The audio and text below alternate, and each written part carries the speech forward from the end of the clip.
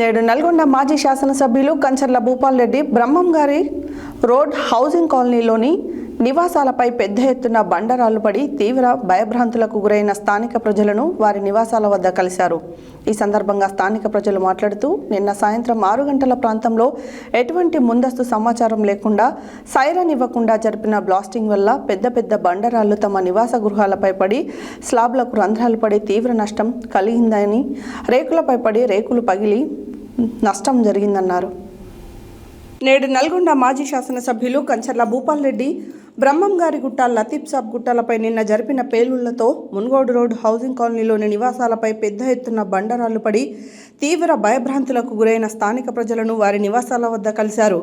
ఈ సందర్భంగా స్థానిక ప్రజలు మాట్లాడుతూ నిన్న సాయంత్రం 6 గంటల ప్రాంతంలో ఎటువంటి ముందస్తు సమాచారం లేకుండా సైరన్ ఇవ్వకుండా జరిపిన బ్లాస్టింగ్ వల్ల పెద్ద పెద్ద బండరాలు తమ నివాస గృహాలపై పడి స్లాబ్లకు రంధ్రాలు పడి తీవ్ర నష్టం కలిగించాయని, రేకులపై పడి రేకులు పగిలిపోయావని, ఇంటిలో పనిచేసుకుంటున్న మహిళల దగ్గర రాళ్లు పడి త్రుటిలో ప్రాణాపాయం నుండి తప్పించుకున్నామని, భయంతో రాత్రి ఇల్లు విడిచి బంధువులలో తలదాచుకున్నామని తమ ఆవేదనను కంచర్లకు తెలియజేశారు.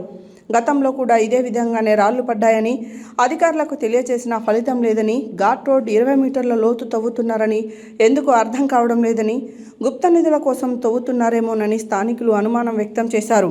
అధికారులు, కాంట్రాక్టర్ తీరుపై కంచర్ల తీవ్ర ఆగ్రహం వ్యక్తం చేస్తూ నిబంధనలకు విరుద్ధంగా నివాస గృహాలు ఉన్న ప్రాంతాలలో ఓపెన్ బ్లాస్టింగ్ ఎలా జరుపుతారని, అధికారులు ఎలా అనుమతిస్తారని, అదృష్టం బాగుండి ప్రాణాపాయం తప్పిందని, ఏమైనా జరిగితే బాధ్యత ఎవరు వహిస్తారని నిలదీశారు. 20 మీటర్ల గుంతలు ఎందుకు తీస్తున్నారని స్థానికులు ఆరోపిస్తున్నట్లు గుప్త నిధుల కోసమా అని అనుమానం వ్యక్తం చేశారు. అసలు గుట్టపై ఘాట్ రోడ్ నిర్మాణం కొరకు డిపిఆర్ ఎస్టిమేషన్లు ఉన్నాయా? ఉంటే టెండర్ ప్రక్రియ చేశారా లేక నామినేషన్పై ఇచ్చారా? అసలు మంజూరీ ఉందా అని అధికారులను ప్రశ్నించారు. నిబంధనలకు నీళ్లు వదిలి కాంగ్రెస్ నాయకుల జోబులు నింపడానికి అధికారులు పనిచేస్తున్నట్లుందని విమర్శించారు. నగరంలో తాము మంజూరు చేయించిన పనుల నిధులను సీసీ రోడ్లకు, డ్రైనేజీలకు మళ్లించి ప్రజలకు ఉపయోగం లేని చోట, కాంగ్రెస్ నాయకుల వెంచర్లు ఉన్న చోట నాణ్యత లేకుండా నిర్మిస్తున్నారని, వీటన్నిటిపై విచారణ జరపాలని జిల్లా ఉన్నతాధికారులను కోరారు. నిన్న బ్లాస్టింగ్లో నష్టపోయిన కుటుంబాలకు నష్టపరిహారం ఇవ్వాలని, కాంట్రాక్టర్పై వెంటనే కేసు నమోదు చేయాలని అధికారులను కోరారు. నగర పార్టీ అధ్యక్షులు భువనగిరి దేవేందర్, కార్పొరేటర్లు Maragoni Bhavani, Ganesh, Perika Yadaiah, Banavath Deepla, Kunduri Deepika, Praveen Reddy, Gopagoni Swathi Rajasekhar, G Edavelli single window chairman Doti Srinivas, మాజీ కౌన్సిలర్ దన్నపల్లి సత్తన్న, స్థానిక నాయకులు పెరిక కరణ్, జయరాజ్, మల్లికార్జున్ తదితరులు వెంట ఉన్నారు.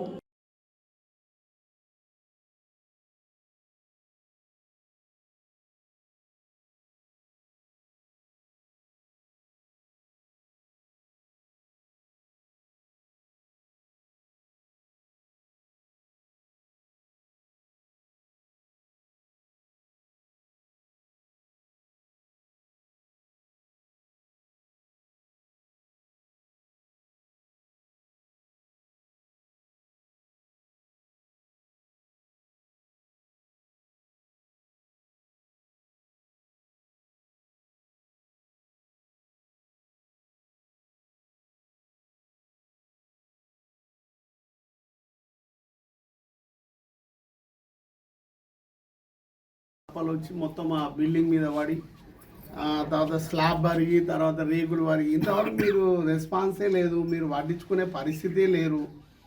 కనీసం కాంట్రాక్టర్ని పట్టుకొచ్చి లోపల కూర్చోబెట్టిందే లేదు. తర్వాత ఇప్పటికి ఇది ఒకటే కాదు, ఇది 6 నెలల నుంచి నడుస్తున్నటువంటి ఇష్యూ. 6 నెలల నుంచి ఎస్టిమేట్ అయింది దేనికోసమో. తర్వాత ఓపెన్ బ్లాస్టింగ్ పెడతారా ఇళ్ళ మధ్యలో? కంట్రోల్ బ్లాస్టింగ్ పెట్టుకోవాలా? ఫస్ట్ వన్ ఇంతవరకు మీరు అరెస్ట్ చేయలేదు.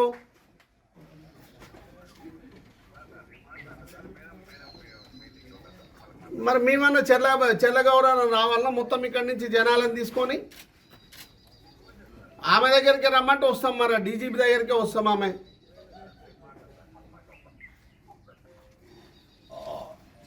సారు తెల్లనాక నిద్ర విధంగా ఈ అమ్మ వాళ్ళ ఇంట్లో వండుకుతున్నాను. నాకు కొడుకులు కూడా నవ్వలేరు. రాళ్ళు వచ్చి గోడలు కూడా పలుగుతున్నాయి, చిన్న చిన్న రాళ్ళు కూడా వస్తున్నాయి సార్. ఎట్లా మాకు దగ్గరకు ఉంది, గుట్ట దగ్గరకు ఉంది స్వామి. అంగా అన్నకి ఎరికే కానీ మా నాదరం ఎదురు రాలేదు. ఇల్లు కూలిపోతే ఇల్లు కట్టిస్తారా, మట్టి కట్టిస్తారా? పానం పోతుంది, ఇల్లు పోతుంది. మాకు ఏం చేయము నాయన. మాకు ఇల్లు పైసలు పెట్టి కంకె రూపాయలు వచ్చి సంపాదించుకున్నాం.